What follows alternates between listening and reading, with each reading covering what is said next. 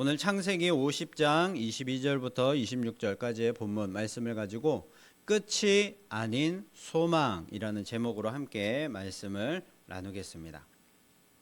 사랑하는 성도 여러분, 오늘 드디어 창세기의 마지막 본문, 이 마지막 본문을 우리가 함께 보려고 합니다. 여러분, 이 창세기라는 이 책의 이름은요, 영어로는 제네시스라고 하고요, 그리고 히브리어 원어로는 베레시트라고 하는데요, 이 뜻은 시작, 기원이라는 뜻을 가지고 있습니다. 그래서 이 이름에 걸맞게 창세기 1장은요 정말로 웅장하게 시작을 했습니다. 태초에 하나님이 천지를 창조하시니라. 그 어떤 설명도 없이 하나님의 창조를 선포하며 시작을 했습니다. 그래서 빛이 시작되고 우주가 시작되고 생명이 시작되고 인류의 역사가 하나님의 그 역사 영광 속에서 그렇게 찬란하게 출발을 했습니다. 자, 그런데 참 이상합니다. 이렇게 멋지게 시작을 했던 창세기가 오늘 50장 맨 마지막 절에서 어떻게 끝을 맺고 있습니까? 우리 다 함께 26절을 한 목소리로 읽어보도록 하겠습니다. 시작. 요셉이 110세의 죽음에 그들이 그의 몸에 향 재료를 넣고 애굽에서 입관하였더라. 아멘. 자, 온 땅을 기근 속에서 살려내었던 그 위대한 믿음의 사람 요셉이 죽었다. 그리고 약속의 땅인 가나안 땅도 아닌 애굽에서 입관되었다. 라는 이 말로 끝을 맺고 있습니다. 여러분, 무언가 좀 절망적이고 좀 쓸쓸하지 않습니까?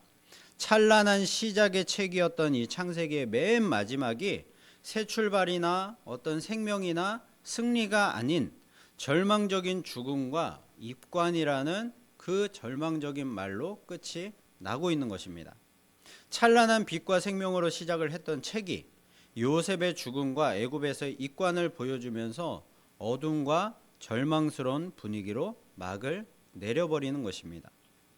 만약 우리가 이 요셉의 이야기를요 그냥 한 개인의 영웅 신화나 고난을 극복하고 자수성가한 한 애굽 총리의 성공기로만 읽는다면 이 결말은요 너무나도 허무하고 씁쓸한 결말일 수밖에 없을 것입니다. 하지만 여러분, 하나님의 눈으로 우리가 이 성경을 본다면요 결코 이 결말은 허무한 끝이 아닌 것입니다. 오히려 창세기의 이 마지막 장면은요 이어지는 출애굽기라는 새로운 구원의 역사를 강력하게 잉태하고 있는 소망의 결말인 것이죠. 오늘 이 창세기의 마지막 이야기를 통해서 인간의 죽음 너머에서 살아 역사하시는 하나님의 그 신실한 언약을 재발견하게 되는 은혜의 시간 되시기를 예수님 이름으로 축복합니다. 자, 먼저 우리는요 창세기가 왜 요셉의 이 죽음과 입관이라는 이 말로 끝날 수밖에 없었는가 알아야 합니다. 창세기의 시작을 보면요 천지창조의 그 완벽한 아름다움 속에서 시작된 인류 역사에 곧 무엇이 들어오게 됩니까? 바로 창세기 3장에서 죄가 들어옵니다. 그리고 하나님처럼 되려고 했던 그 인간의 교만과 죄의 결과로 이 땅에 찾아온 그림자가 바로 인간의 죽음이었습니다. 하나님은요 범죄한 아담에게 말씀하십니다. 너는 흙이니 흙으로 돌아갈지니라. 창세기 시작에서는 하나님의 생명으로 가득 찬 세상을 보여주었지만 인간이 범죄한 이후에 5장부터는 어떤 말들이 반복되고 있습니까? 누가 누구를 낳고 죽었더라. 또 누가 누구를 낳고 죽었더라. 또 누가 죽었더라. 계속해서 죽었더라라는 이런 죽음의 연대기가 펼쳐지고 있습니다. 그리고 창세기의 마지막도 당대 최고의 의인이자 믿음의 사람이었던 이 요셉의 죽음과 입관으로 끝이 나고 있습니다. 여러분, 이것이 보여주는 진실이 무엇입니까? 아무리 위대하고 뛰어난 인간이라고 할지라도 죄로 인한 이 죽음을 피할 수는 없다는 것입니다.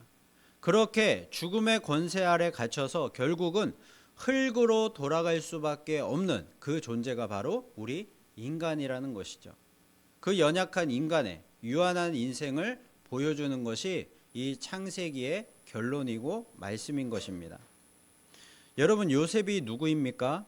형들의 그 시기와 배신을 이겨내고 그리고 보디발 아내의 유혹을 뿌리쳤으며 감옥의 그 억울함을 견뎌내고 이집트의 그 대제국의 2인자 자리에 오른 그야말로 완벽해 보이는 그런 성공 스토리의 그런 완벽해 보이는 영웅이 아닙니까?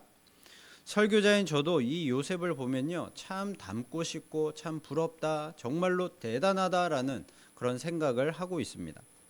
하지만 성경의 이 관심은요, 요셉이라는 그 인간이 얼마나 대단했는가, 얼마나 그렇게 뛰어났는가, 그것에 초점을 맞추고 있지 않습니다. 요셉이 아무리 지혜롭고 총명했어도 110세가 되어서 숨을 거두어야만 했고, 그리고 향재료로 방부 처리가 된 채 미라가 되어서 관 속에 갇혀야만 했다는 것이죠. 성경은요, 절대로 인간 영웅의 위대함을 말하지 않습니다. 오히려 인간의 한계와 무능을 명확히 보여주고 있습니다. 왕이라는 존재도, 그리고 총리라는 존재도, 그리고 믿음의 영웅이라는 이 요셉이라는 이 인물도 죽음 앞에서는 그저 관 속에 들어가서 누울 수밖에 없는 그런 하찮은 존재라는 것이죠. 자, 그런데 놀라운 반전은요, 성경이 요셉의 죽음과 입관을 보여주면서 창세기를 절망적으로 끝내고 있지만 하나님이 요셉에게 약속하신 그 일들은요, 끝나지 않고 여전히 계속해서 현재 진행형이라는 것입니다. 여러분, 이스라엘 역사에서 요셉만큼이나 위대했던 인물이 또 누구입니까? 바로 모세죠.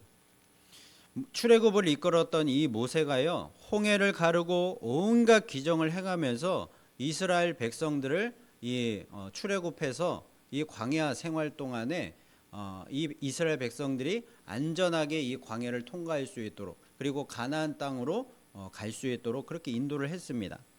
자, 그런데 이 신명기의 마지막 34장을 보면요, 이 모세도 결국에는 죽음을 맞이하게 됩니다. 그런데 그때 참 기이한 일이 일어납니다. 하나님께서 말씀을 하신 대로 이제 모세가 그 모압 땅 앞에서, 가나안 땅을 앞두고 모압 땅에서 죽게 되었는데, 지금까지도 이 모세가 묻힌 곳을 아는 자가 없다는 것입니다. 하나님이 아무도 모르게 이 모세의 무덤을 감추어 두셨던 것이죠. 하나님은요, 왜 모세의 무덤을 감추신 것일까요? 여러분, 만약에 이스라엘 백성들이 이 무덤의 위치를 알고 있었다면요, 그 무덤을 신전으로 만들고 모세의 시신을 우상으로 숭배했을 것이 뻔했기 때문입니다. 그래서 하나님은요, 모세의 죽음을 통해서 가르쳐 주신 것입니다. 모세가 아무리 위대할지라도 너희를 애굽에서 인도해 내어서 가나안 땅까지 인도한 그런 위대한 인물일지라도 모세는 절대로 너희를 구원한 신이 아니다. 그도 결국 죽어서 흙으로 돌아가는 한 그런 유한한 인생일 뿐이다. 이 사실을 가르쳐 주신 것입니다. 오늘 창세기가 요셉의 입관으로, 죽음과 입관으로 끝나는 이유도 똑같습니다. 요셉이 아무리 대단했어도 결국 죽어서 관 속에 갇혀버리는 유한한 인생일 뿐이라는 사실을 보여주고 있는 것이죠. 자, 그래서 인간 요셉이 너희를 구원하는 것이 아니라 요셉의 생사화복을 주관하시는 그 하나님께서 너희의 유일한 구원자이시다. 그러니 하나님께 너희의 시선을 고정하라. 하나님께 소망을 두라라고 우리에게 이 말씀을 통해서 말씀해주고 계시는 것입니다. 여러분, 바닷가에서 모래사장에서 이 모래성을 좀 쌓아보신 적이 있으십니까? 그런데 이 모래성을 아무리 인간이 높게 쌓아 놓는다고 할지라도요, 이 모래성은요, 파도만 한번 왔다 지나가면 이 모래성은 그냥 흔적도 없이 사라지고 맙니다. 인간의 인생이 이 모래성과 같다는 것이죠. 언제 죽어서 사라져 버릴지 모르는 것이 우리 인생인 것입니다. 그러므로 우리 인간들에게는요, 절대로 소망이 없습니다. 우리는 절대로 사람이나 이 세상에 소망 두고 살아서는 안 된다는 것이죠. 우리는요, 영원하신 하나님과 그분의 말씀에 소망을 두어야 할 줄로 믿습니다. 여러분, 진시황도 죽었고요. 그리고 히틀러도 죽었습니다. 바벨론 제국도 멸망했고, 그리고 그 위대한 로마 제국도 다 멸망하고 사라져 버렸습니다. 오직 하나님의 말씀만이 영원합니다. 창세기부터 시작된 하나님의 그 말씀은요, 성경의 마지막 권인 요한계시록에서 하나님의 말씀이 끝나는 것이 아닙니다. 하나님의 말씀은 지금까지도 살아 있고요, 앞으로도 영원히 살아 있을 것입니다. 그래서 창세기부터 시작된 하나님 나라의 그 꿈을 반드시 이루실 것입니다. 여러분, 우리는 요셉처럼 언젠가는 죽어서 땅에 묻히거나 또한 가루가 되어서 흔적도 없이 흙으로 돌아가게 될 것입니다. 그러나 우리의 인생은 끝나지만 우리에게 주셨던 하나님 나라의 그 꿈과 약속은요, 절대로 끝나지 않습니다. 하나님은 요셉과 같은 우리 인생들을 사용하셔서 하나님 나라의 그 꿈을 하나하나 퍼즐 조각 맞춰 가듯이 맞추어 가고 계시는 것입니다. 저와 여러분의 인생도 그 한 조각의 퍼즐이라는 사실을 여러분 잊지 마시기를 바랍니다.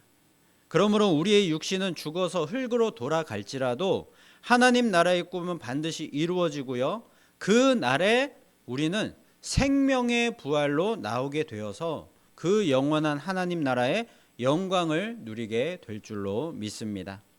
그러므로 요셉의 죽음과 입관이 있었기에 이스라엘 백성이 만들어졌고요, 그들이 출애굽을 했고, 그리고 가나안 땅을 정복하여서 이스라엘 나라, 하나님 나라의 이 모델 국가였던 이스라엘 나라를 세울 수가 있었던 것입니다.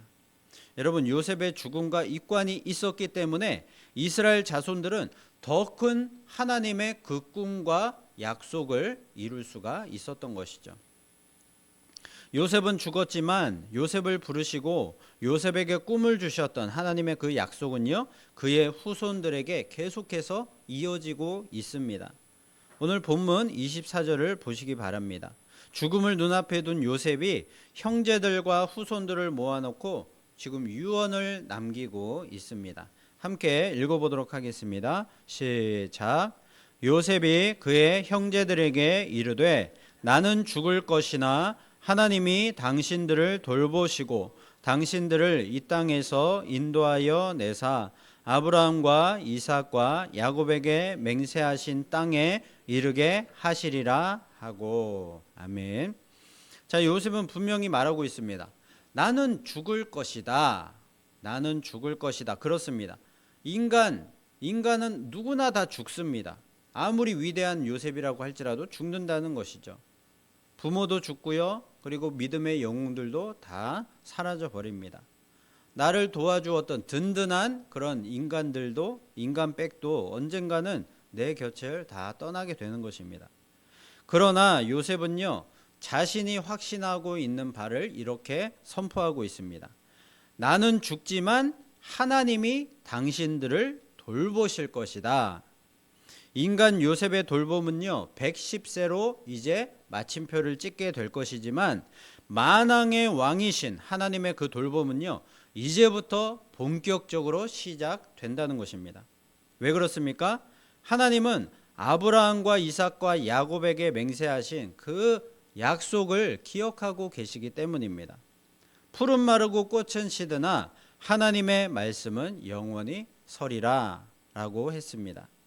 인간이라는 풀은 마르고 요셉이라는 화려한 꽃은 시들어서 관 속으로 들어가게 될 것이지만 하나님이 창세기 15장에서 횃불 언약으로 아브라함에게 약속하셨던 그 말씀, 너의 자손들이 이방에서 객이 되어 그들을 섬기겠고 그 후에 네 자손이 큰 재물을 이끌고 나오리라 하셨던 그 영원한 언약은요, 영원히 살아 있어서 반드시 이루어진다는 것이죠.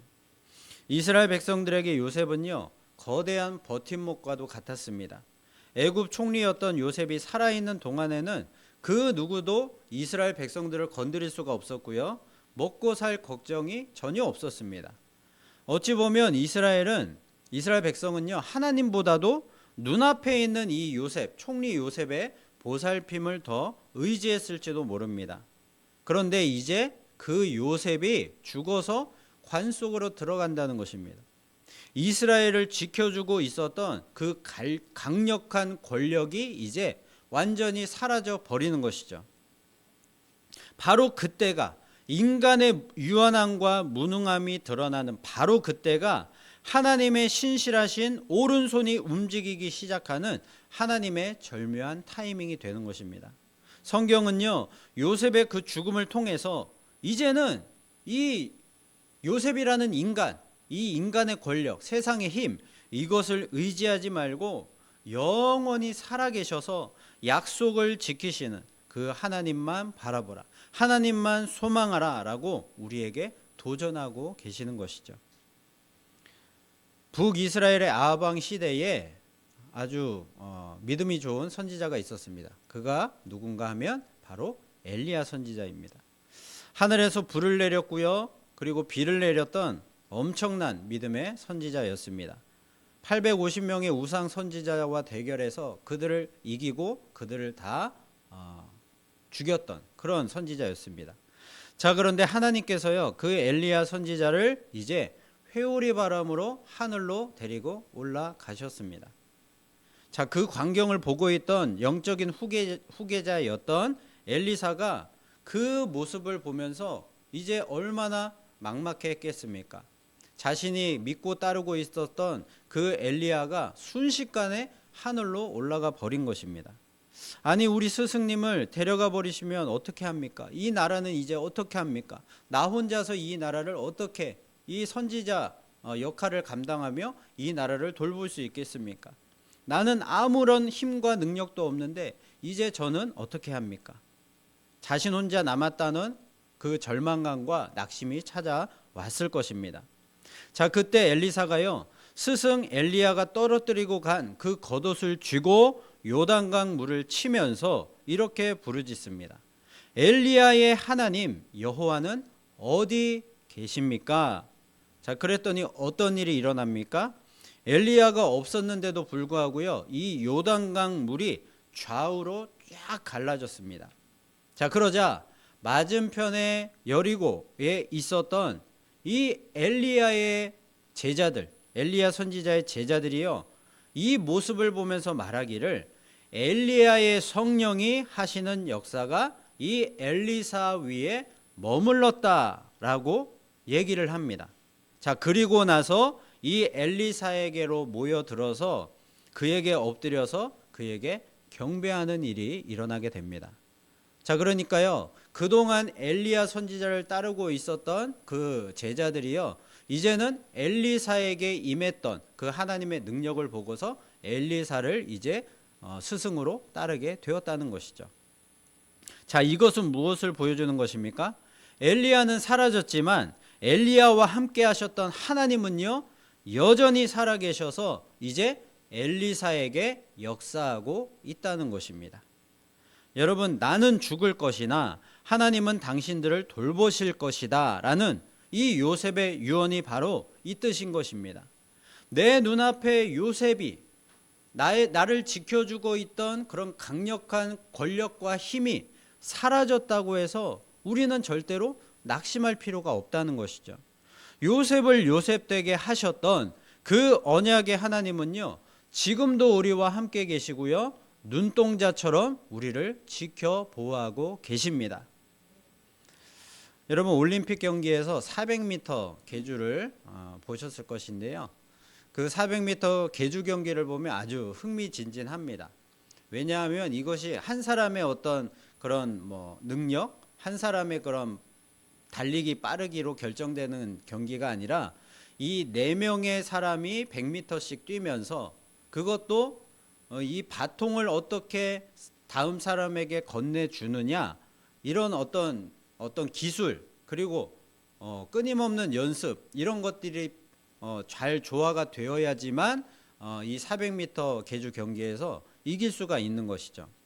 자, 그래서 중요한 것이 무엇인가 하면요, 이 주자들이 자신의 맡은 그런 100m 거리를 잘 뛰는 것도 중요하지만 무엇보다 중요한 것은요, 바통을 잘 넘겨주는 것이 중요한 것입니다. 아무리 주자들이 빠르게 달릴지라도 바통이 다음 사람에게 잘 건네지지 않으면 아무런 소용이 없는 것이죠.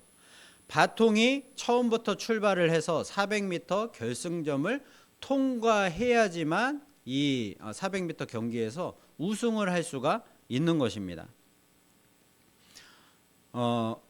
여러분, 우리는 지금 이 하나님의 이 본문에서 요셉이 이렇게 얘기를 하는 것이죠. 요셉은요, 이 하나님이 아브라함을 통해서 약속하셨던 그 하나님의 약속이라는 바통을 이 요셉이 이어받았습니다. 아브라함부터 시작한 이 바통이 이삭을 통해서, 그리고 야곱을 통해서 요셉까지 이 바통이 이어져 왔습니다.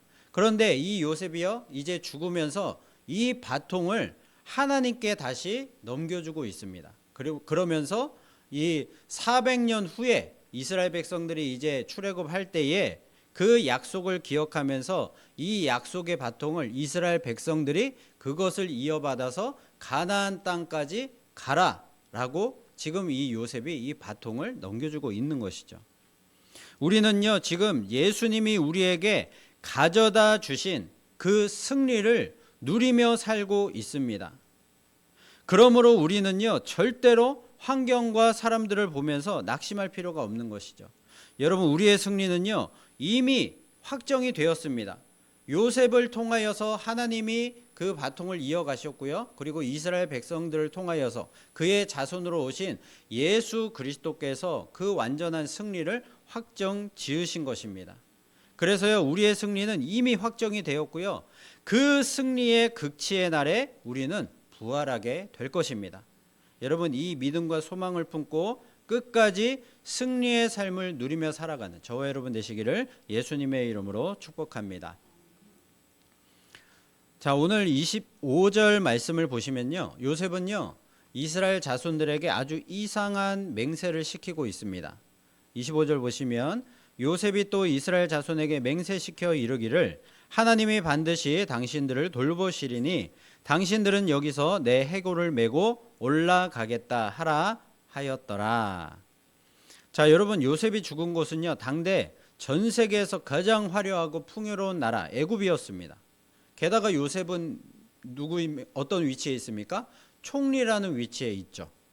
그러니까요, 그의 장례식이 얼마나 어마어마했겠습니까? 아마 이집트의 거대한 피라미드 같은 무덤에 이 요셉이 묻혔거나 아니면 황금으로 치장된 최고의 묘실에 이 요셉의 그런 관이 들어갈 수 있었을 것입니다. 애굽의 법대로 한다면 총리의 시신은요, 그 화려한 제국의 영원한 기념비로 남아 있는 것입니다. 하지만 요셉은요, 이 모든 영광을 다 거부했습니다. 그리고 자신의 시신을 이 화려한 애굽 땅에 묻어두지 말고 하나님이 반드시 약속의 땅으로 너희 이스라엘 백성들을 인도할 것이니까 그때 내 유골도 함께 가지고 가라, 메고 가라라고 지금 유언을 하고 있는 것입니다. 이것을 부탁하고 있는 것이죠. 여러분, 요셉은 왜 굳이 자신의 유골을 약속의 땅으로 메고 가라고 하는 것일까요? 사실상 요셉의 이 시신은요, 이미 죽어서 아무 의미 없는 것입니다. 그래서 애굽 땅에 묻히든 가나안 땅에 묻히든 아무 상관이 없는 것이죠.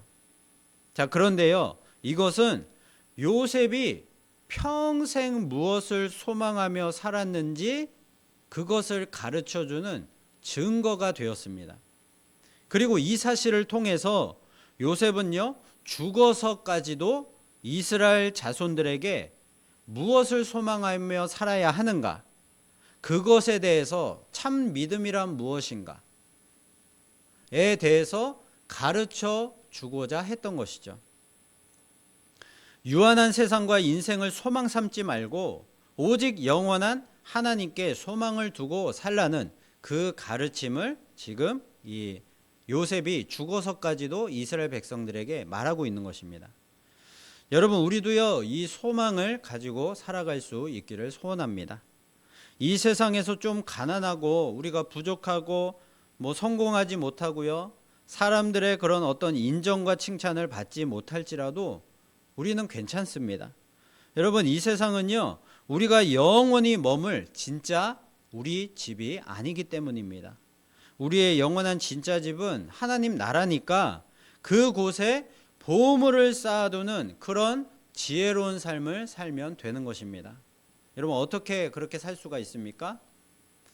말씀의 반석 위에 집을 짓는 일입니다. 세상을 따라 흔들리지 말고 말씀을 따라 말씀에 순종하기를 최선 다하는 것이죠. 억지로가 아닌 진짜 소망이 무엇인지를 우리는 알기 때문에 자연스럽게 말씀에 순종하고 말씀을 따라 살아가는 것입니다. 그것이 진정 지혜롭고 복된 인생인 줄로 믿습니다. 히브리서 성경을 보면 마지막 유언을 남기는 이 요셉의 믿음을 히브리서 11장 22절에서 이렇게 말하고 있습니다. 우리 함께 읽어보도록 하겠습니다. 시작. 믿음으로 요셉은 임종시에 이스라엘 자손들이 떠날 것을 말하고 또 자기 뼈를 위하여 명하였으며. 아멘. 자, 믿음으로 이것을 명했다는 것입니다. 무엇을 믿었다는 것입니까? 하나님의 약속이 이루어질 것을 믿었다는 것이죠. 그러니까 요셉은요, 평생을 살면서 그 애굽 땅에 소망을 두지 않고 하나님 약속과 하나님 나라에 소망을 두고 살았다라는 것입니다. 그것을 이 마지막 순간의 유언으로 자신의 믿음을 드러내고 있다는 것이죠. 자, 그리고 실제로 나중에요, 이스라엘 백성들이 출애굽을 할 때에 모세가 요셉의 유고를 가지고 나왔습니다. 자, 그 기록이요, 출애굽기 13장 19절에 나와 있습니다. 모세가 요셉의 유고를 가졌으니, 그러니까 모세가 요셉의 유고를 가지고 지금 출애굽을 하고 있는 상황입니다. 이는 요셉이 이스라엘 자손으로 단단히 맹세하게 하여 이르기를 하나님이 반드시 너희를 찾아오시리니 너희는 내 유고를 여기서 가지고 나가라 하였음이더라. 요셉이 이스라엘 백성들에게 유언했던 것, 그리고 맹세시켰던 것, 그 이야기를 하고 있는 것이죠. 그리고 그 말대로 400년이 지난 후에 모세가 실제로 출애굽할 때 요셉의 유고를 가지고 나왔다는 것입니다. 여러분, 요셉이 죽은 후에 이스라엘 백성이 출애굽하기까지는요, 무려 400년이라는 긴 세월이 지났습니다. 여러분, 그런데 어떻게 이 400년이라는 긴 세월이 지나기까지 이스라엘 백성들이 이 요셉의 유언을 잊지 않고 이것을 기억하고 그때 출애굽할 때 이것을 지켰던 것일까요? 자, 그래서 학자들이 추정하기로는요, 이스라엘 백성들이 모여 살고 있었던 그 애굽 땅의 고센 땅, 그 고센 땅 중심에 아마도 이 요셉이 시신이 이제 방부 처리가 되어서 관 속에 들어가서 가장 이스라엘 백성들이 잘 볼 수 있는 그 고센 땅의 중심이 되는 곳에 그런 어떤 묘실이나 어떤 상징적인 그런 장소에 누구나 볼 수 있도록 그렇게 안치가 되어 있었을 것이다 라고 그렇게 추정을 하고 있습니다. 자, 그러니까 이스라엘 백성들이라면요, 누구나 이 고센 땅에 살고 있으면서 오가면서 이런 요셉의 시신이 안치되어 있는 그 장소를 볼 수가 있었던 것이죠. 그래서 400년이 지나도 요셉의 이 유언을 항상 기억하고 출애굽할 때 그 유고를 가지고 나올 수가 있었던 것입니다.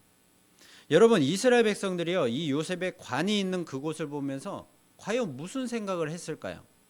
요셉의 유언을 항상 떠올렸을 것입니다.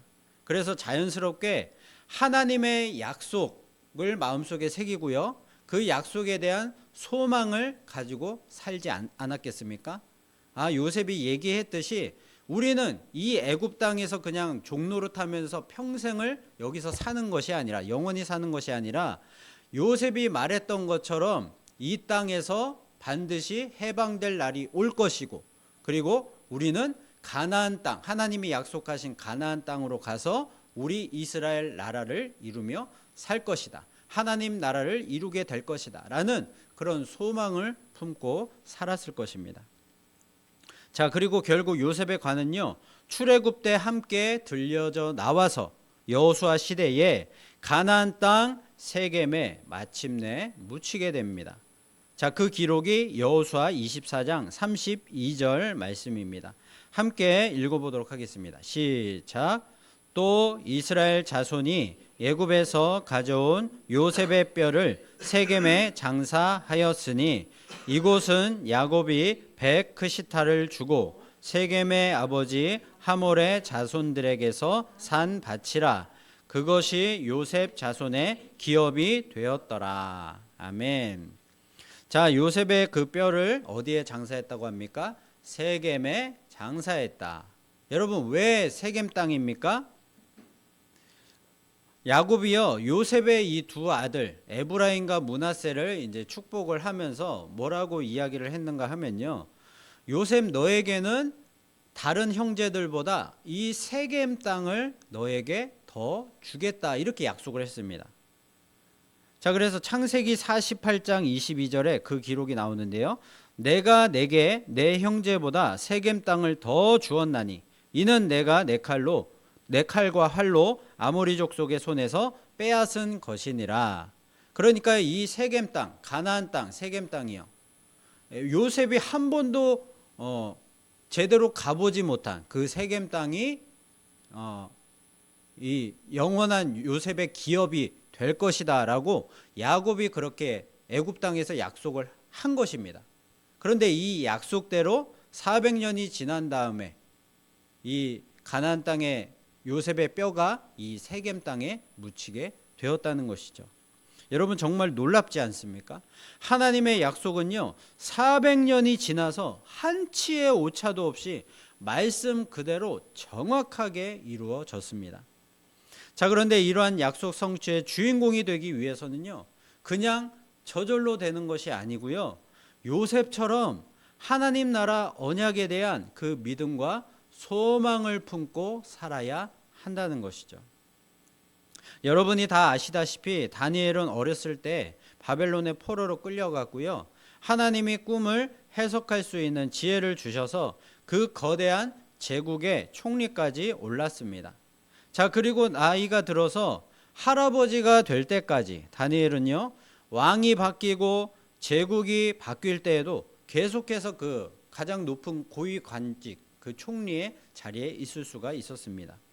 자, 그렇게 다니엘은요, 자신의 고향 땅 이스라엘이 아닌 포로의 땅에서 거의 평생을 고위 관직에 올라 살면서도 매일 3번씩 예루살렘을 향해 나 있던 그 창을 향하여서 무릎을 꿇고 그 창을 향해서 기도를 했습니다.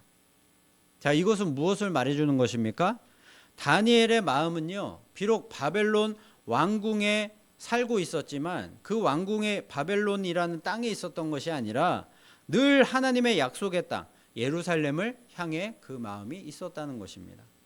다니엘도 요셉처럼요, 비록 몸은 이방 나라에 살고 있었지만 평생을 하나님 나라 언약에 대한 그 믿음과 소망을 마음에 품고 살았다는 것이죠. 여러분, 하나님의 약속과 하나님 나라의 소망을 두고 살아가는 사람들은 그렇지 않은 사람들과 뭐가 달라도 다른 것입니다. 여러분, 사도 바울이 뭐라고 얘기했습니까? 내게 능력 주시는 자 안에서 내가 모든 것을 할 수 있느니라 라고 말을 했습니다. 그런데 바울이 말한 이 능력의 정체가 무엇입니까? 빌립보서 4장 12절 말씀 함께 읽어보도록 하겠습니다. 시작. 나는 비천에 처할 줄도 알고 풍부에 처할 줄도 알아. 모든 일 곧 배부름과 배고픔과 풍부와 궁핍에도 처할 줄 아는 일체의 비결을 배웠노라. 아멘. 여러분, 이것은 한마디로요, 나의 환경이 어떻게 변하든지, 정말로 최악의 상황이 될지라도 하나님께 대한 나의 믿음은 절대로 흔들리지 않는다라는 그런 뜻입니다. 그러니까 바울은요, 이 비결을 배웠다는 것입니다. 진짜 하나님의 능력이 무엇인가?